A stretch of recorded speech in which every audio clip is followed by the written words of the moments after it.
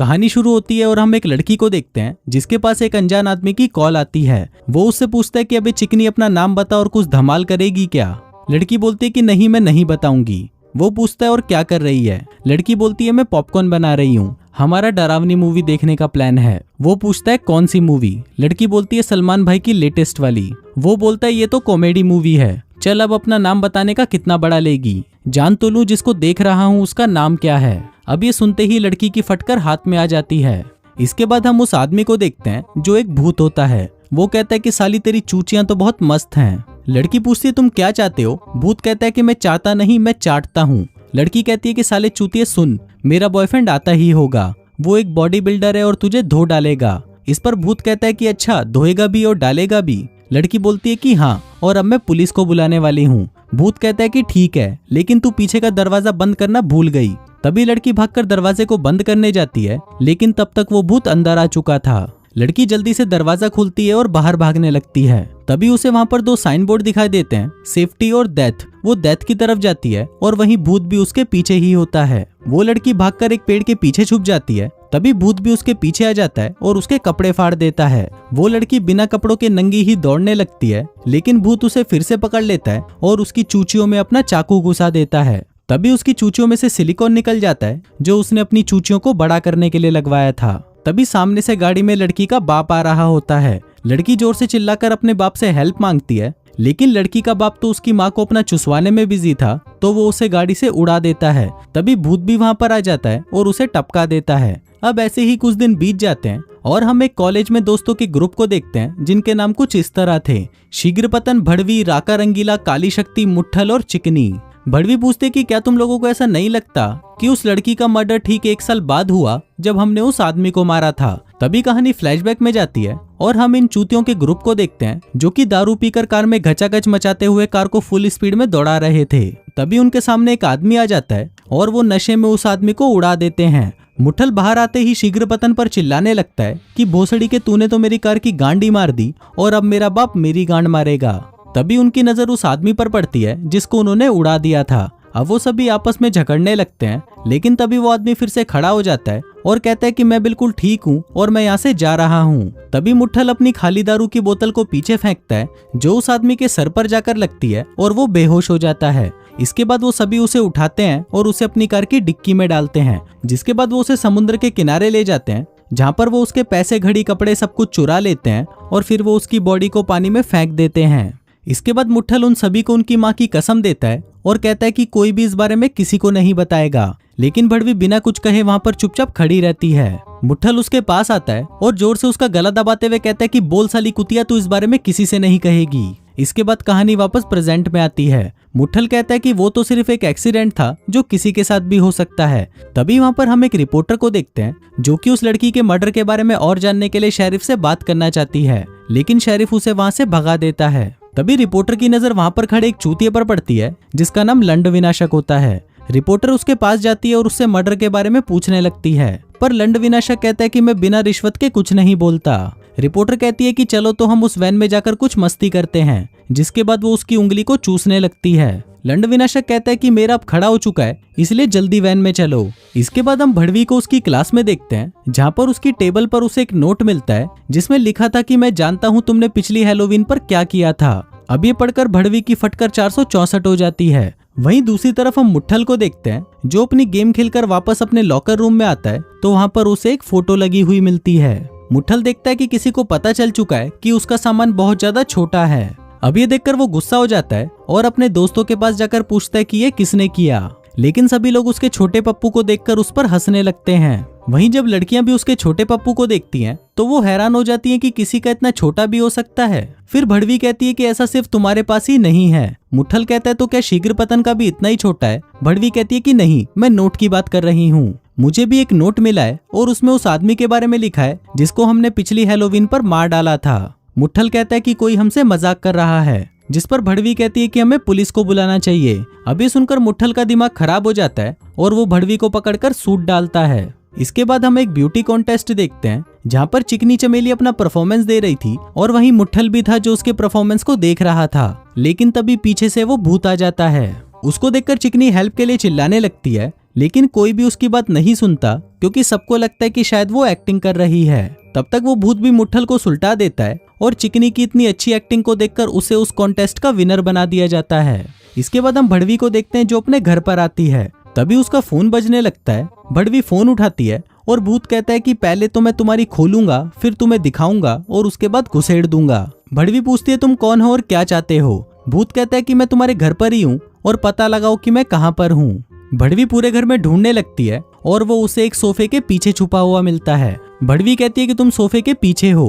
भूत कहता है कि अरे यार तेरे को कैसे पता चला। भड़वी कहती है कि तेरी गांड दिख रही है। तभी भूत उठता है और उसके पीछे भागने लगता है। भड़वी भी भागने लगती है और उसके हाथ में जो भी चीज आती है वो उसे उसकी तरफ फेंकती है। तभी उसकी दादी उसके सामने आती है तो वो उसे भी फेंक देती है। इसके बाद वो एक पियानो को भी फेंक देती है। अब भूत तो उससे बच जाता है लेकिन दादी उसके नीचे आकर टपक जाती है। इसके बाद भड़वी भागकर अपने कंप्यूटर में एक मैसेज टाइप करती है कि एक गोरी लड़की मुसीबत में है। तभी वहाँ पर पुलिस आ जाती है और भूत वहाँ से भाग जाता है। तभी शीघ्रपतन भड़वी की खिड़की से अंदर आता है। फिर भड़वी उसे सब कुछ बताने लगती है। तभी शीघ्रपतन की जेब में से फोन, चाकू और दस्ताने नीचे गिरते हैं। अब ये देखकर भड़वी को लगता है कि वो साला भूत यही है, इसलिए वो उसे पुलिस को पकड़वा देती है। फिर कुछ देर बाद चिकनी उसे पुलिस स्टेशन में लेने आती है और वहीं लंड विनाशक भी उसके साथ में आता है। इसके बाद वो भड़वी को अपने घर पर ले जाती है जहाँ पर हमें पता चलता है कि लंड विनाशक चिकनी का भाई है। वो कहता है कि अगर जरूरत पड़ी तो हम उस आदमी को पानी से बाहर निकाल लेंगे जिसको तुमने पिछले साल मारकर पानी में फेंक दिया था। तभी चिकनी कहती है कि मैंने ही उसको ये सब कुछ बताया था क्योंकि इस चूतिए की बातों पर कोई भी विश्वास नहीं करेगा, तो तुम चिंता मत करो। जिसके बाद उसे उसी भूत की कॉल फिर से आती है और इससे ये कंफर्म हो जाता है कि शीघ्रपतन कातिल नहीं है क्योंकि वो अभी भी जेल में ही है। फिर अगले दिन स्कूल में हम चिकनी को देखते हैं जहाँ पर वो अपने लॉकर का पासवर्ड बदल रही थी। तभी वो भूत वहाँ पर आता है और उसे भी टपका देता है। इसके बाद हम उसी रिपोर्टर को देखते हैं जो कि एक सुनसान जगह पर होती है और कहती है कि शायद आज हम यहाँ पर किसी का मर्डर होते हुए देखेंगे। तभी वहाँ पर एक लड़की कार चलाते हुए आती है। रिपोर्टर उससे पूछते कि क्या तुम हमें बता सकती हो कि तुम यहाँ पर अकेले क्या कर रही हो। लड़की बताती है कि उसका बॉयफ्रेंड आने ही वाला है। रिपोर्टर कहती है कि शायद तुम्हारे बॉयफ्रेंड का मर्डर हो चुका है और अगला नंबर तुम्हारा है। इस पर वो लड़की खुश हो जाती है और कहती है कि वाओ यार, ये तो कितनी खुशी की बात है। तभी वहाँ पर वो भूत आ जाता है और उस रिपोर्टर के सामने ही उस लड़की को चाकू मार मार कर टपकाने लगता है। रिपोर्टर उस लड़की से पूछती है कि तुम्हें कैसा लग रहा है, लेकिन इस पर लड़की उसे कहती है कि प्लीज मेरी मदद करो। रिपोर्टर कहती है कि मैं करना तो चाहती हूँ लेकिन मुझे टीआरपी बढ़ानी है। इसके बाद वो रिपोर्टर उस भूत से भी सवाल करने लगती है लेकिन तभी वो भूत भड़क जाता है और कहता है कि तुम साले रिपोर्टर बस लोगों की गांड में उंगली करते रहा करो। मैं शांति से अपना काम कर रहा हूँ और तुम लोग मुझे अपना काम भी नहीं करने देते। इसके बाद हम काली शक्ति और राका रंगीला को देखते हैं जो कि थिएटर में मूवी देख रहे होते हैं। राका रंगीला को जोर की लगी थी तो वो मूतने चला जाता है, लेकिन उसके जाते ही वहाँ पर काली शक्ति जोर जोर से चिल्लाने लगती है जिस वजह से वहाँ पर बैठे लोग उस पर गुस्सा करते हैं। तभी वो भूत काली शक्ति के पास आकर बैठता है और अपना चाकू निकालता है। तभी हम देखते हैं कि जो भी लोग काली शक्ति के आसपास बैठे थे वो भी सभी अपना चाकू निकाल लेते हैं और सभी मिलकर उसे टपका देते हैं क्योंकि वो किसी को भी शांति से मूवी नहीं देखने दे रही थी। इसके बाद हम भड़वी के घर का सीन देखते हैं जहाँ पर उसने एक पार्टी रखी थी। तभी दारू खत्म हो जाती है और एक मोटी दारू लेने के लिए गैराज में जाती है। तभी वो भूत भी वहाँ पर आ जाता है जिसको देखकर मोटी डर जाती है और वहाँ से भागने लगती है। भूत भी उसके पीछे भागने लगता है।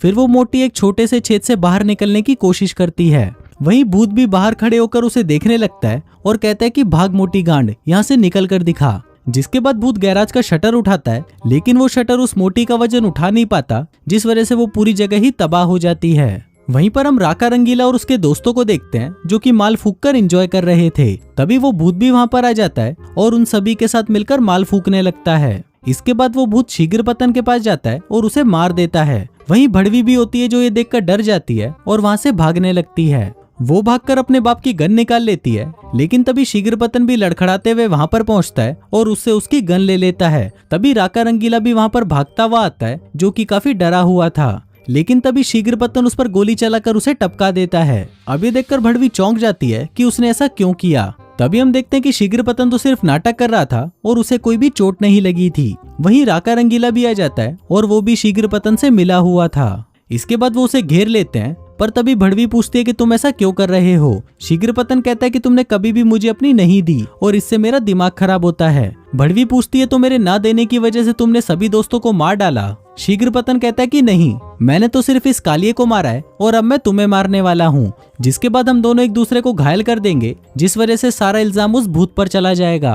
अब पहले घायल होने की बारी शीघ्रपतन की थी, लेकिन वो चूतिया नाटक करने लगता है। अब इससे राका रंगीला को गुस्सा आ जाता है और वो उसे लगातार चाकू मारता है, जिससे शीघ्रपतन वहीं टपक जाता है। तभी पीछे से वो असली भूत आ जाता है और वो राका रंगीला को भी टपका देता है। फिर वो भूत भड़वी पर भी हमला करता है, लेकिन भड़वी उससे बच जाती है। फिर वो उसे एक लात मारती है, जिससे वो भूत घर से बाहर जाकर गिरता है। भड़वी जब घर से बाहर उसे देखने जाती है तो भूत वहां से गायब होता है और तभी वहां पर पुलिस भी आ जाती है। फिर भड़वी पुलिस स्टेशन में शेरिफ को सब कुछ बता देती है और कहती है कि ये वही आदमी हो सकता है जिसे हमने उस दिन पानी में फेंककर मार दिया था। इस पर शेरिफ कहता है कि नहीं, ये वो नहीं है, वो तो मर चुका है। ये जरूर उसका कोई पहचान वाला है जिसे सब कुछ पता है और जो बिना किसी की जानकारी में आए ये सभी कत्ल कर सकता है। तभी भड़वी की दिमाग की बत्ती जलती है और वो सोचती है कि शायद वो लंड विनाशक है, क्योंकि उसे ही सब कुछ पता था और वो बिना किसी की नजर में आए आसानी से कत्ल कर सकता है। इसके बाद हम लंड विनाशक को देखते हैं, जो कि अपने कपड़े और अपना मेकअप उतारता है और हम देखते हैं कि वो कभी भी पागल नहीं था, वो तो लोगों को पागल बना रहा था।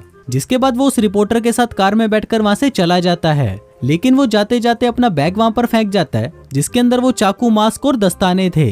अब ये देखकर भड़वी गुस्सा हो जाती है और चिल्लाने लगती है, लेकिन तभी एक कार वहां पर आकर उसे उड़ा देती है और इसी के साथ ही ये चूतिया फिल्म यहीं खत्म हो जाती है।